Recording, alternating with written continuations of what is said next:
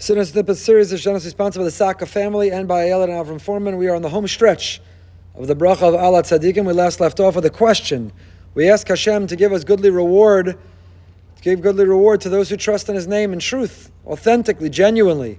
And we follow it up unabashedly, V'simcha keinu imahem liolam.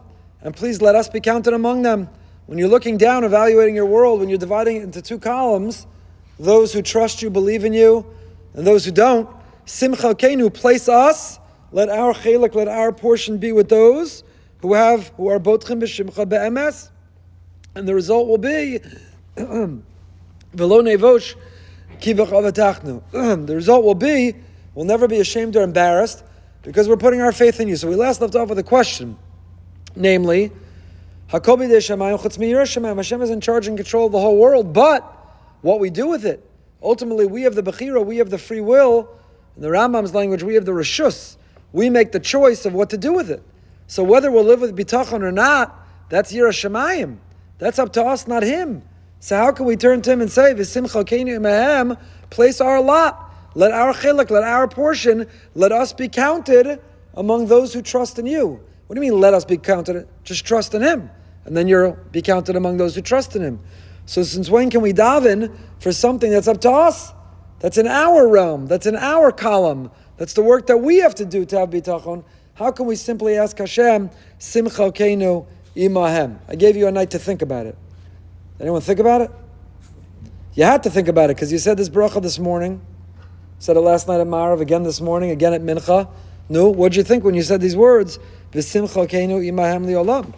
You had to come to a conclusion. So I'll share a thought with you based on Rav Chaim Friedlander. Rav Chaim Friedlander, the Sifsei Chaim, Mashkiach Aponovich, has the following idea.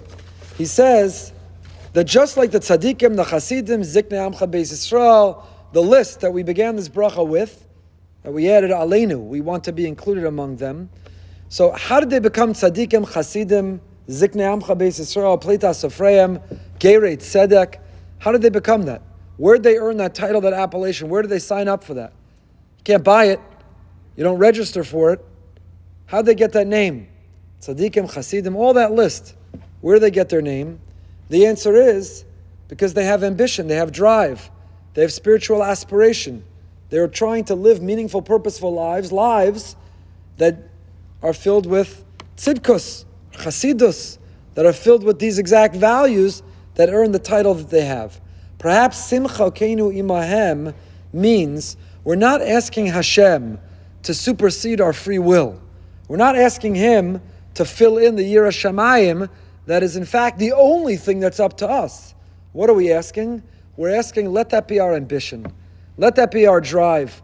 Let that be what we want to achieve and what we want to accomplish. Let it be on our radar. Simcha Keinu. Chalkeinu. It's like you come into shul and you got to choose a seat. Are you going to sit with the people who never talk? Or are you going to sit with the people who struggle to find the time to daven? So when you walk into shul, you've already made the decision.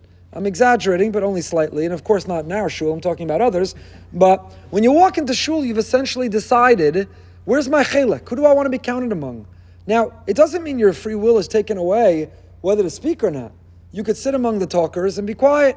You could sit among the quiet people and talk. You still have free will. But where's your seat assignment? Where's your chelek? Where you place yourself in your lot, where you're counted, already predisposes you and creates a bias in a certain direction. And maybe that's Simcha Keinu Imahem. Let us be counted with the tzaddikim and chasidim and ziknei amcha beis Yisrael, pleitas sofreim, gerei tzedek. We want to sit, when we have to choose our seat, that's who we want to sit with.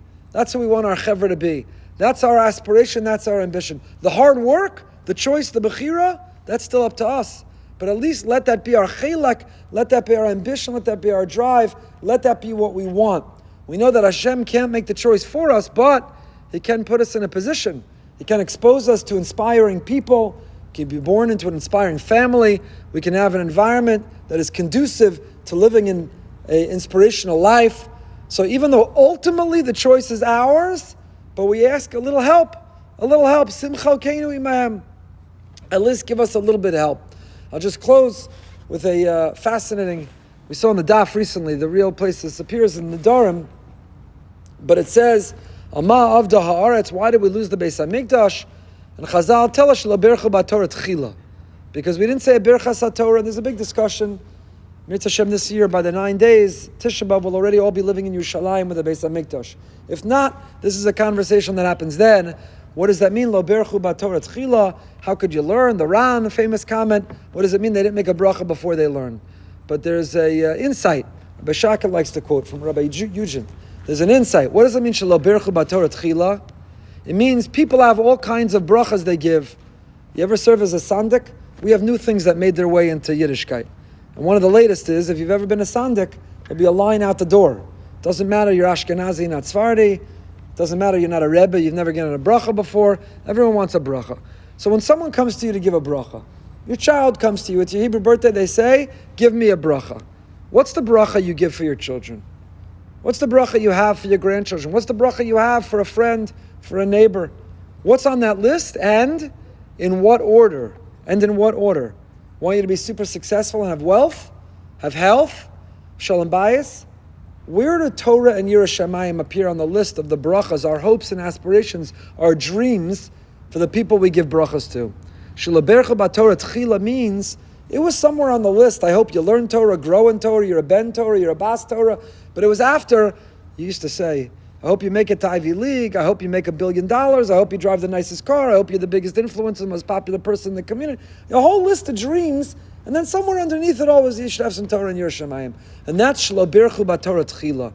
Simchalkeinu imahem. Let our aspiration, let our ambition, let our drive, let our dreams for ourselves and our children be imahem, be among the tzaddikim and the chasidim. And we have left to finish the